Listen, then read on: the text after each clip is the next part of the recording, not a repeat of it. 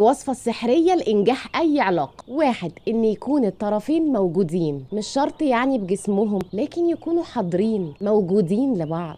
رقم اتنين، انهم يكونوا بيسمعوا بعض، مش قاعد لازق وشه في الموبايل وانت عمالة تتكلمي وبيهز راسه وخلاص، ولا انت قاعدة مش سامعاه اصلا ودماغك في المسلسل. لا، بيسمعوا، بيفكروا مع بعض، بينصحوا بعض، في حوار. رقم تلاتة، انهم يكونوا قابلين بعض، يعني بيحترموا بعض من غير شروط. اربعة، مش بيحكموا على بعض مهما غلطوا، مش لازم مع كل غلطة اقدم له انتقادات رهيبة واقدم له احكام لاذعة، لا، بالراحة. رقم خمسة، بيحطوا نفسهم مكان بعض، يعني بيحسوا ببعض، تلاقيه مقدر مجهودك وانك بتتعبي قوي في البيت وانت مقدرة انه بجد بيتعب عشانكم. رقم ستة، انكم تكونوا حقيقيين في العلاقة، مش كل واحد لابس قناع مش بتاعه عشان يعرف يعيش. والاخيرة، ما تقفلوش على حياة بعض، ودي مهمة قوي. لازم كل واحد فيكم يبقى له دايرته الخاصة، كل واحد يبقى له اهله، صحابه، شغله، مش لازقة. اهي السبع حاجات دول من كتاب علاقات خطرة لدكتور محمد طه.